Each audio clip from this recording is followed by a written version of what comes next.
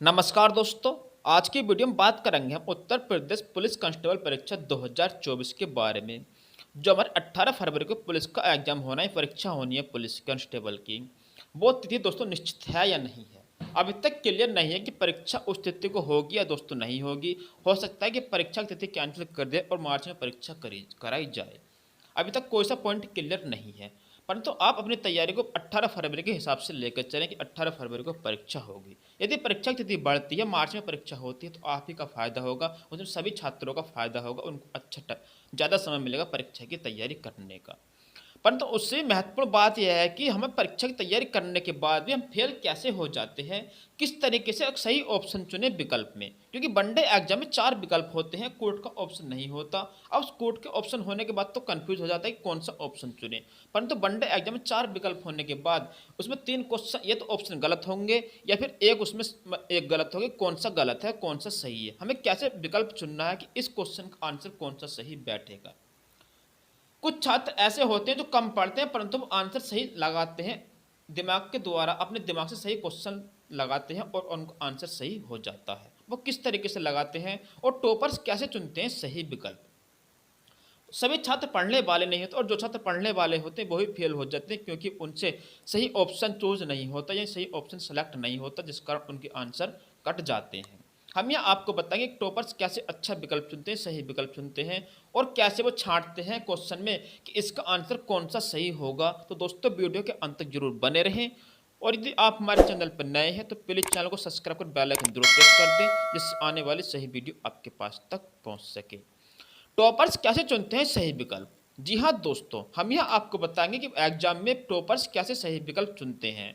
जो छात्र सिलेक्शन पा जाते हैं उनका कुछ ना कुछ तरीका होता है। जो छात्र अच्छे नंबर लाते हैं एग्जाम में, उनका तरीका होता है कि वो किस तरीके से ऑप्शन को चुनते हैं जिससे उनका आंसर सही बैठे। यानी याद ना होने के बाद भी सही क्वेश्चन, सही ऑप्शन सेलेक्ट कर लेते हैं। वो किस आधार पर दोस्तों, यह मैं आपको बताऊंगा। दोस्तों यहाँ पर जैसे मैंने पहले एक क्वेश्चन दिया है आपको कि भारत का प्रधानमंत्री मुख्य है।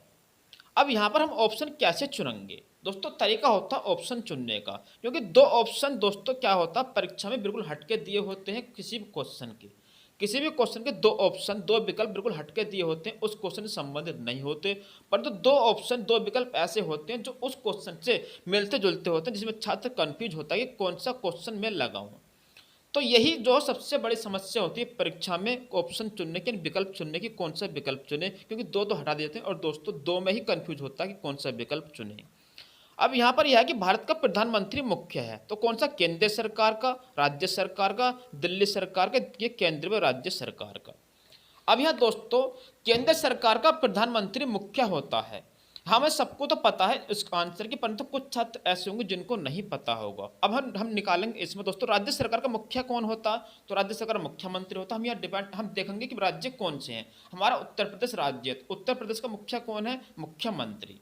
तो ये ऑप्शन तो हमारा हो नहीं सकता। अब दिल्ली सरकार का कौन है, कहते हैं दिल्ली में प्रधानमंत्री बैठता है, तो दिल्ली सरकार का मुख्य जो केजरीवाल है, दिल्ली में प्रधानमंत्री बैठते वजह से आवाज वहां है, ये सब काम वहां पर होते हैं। परंतु वहां का मुख्य कौन है, अरविंद केजरीवाल, वहां ही मुख्यमंत्री बनता है।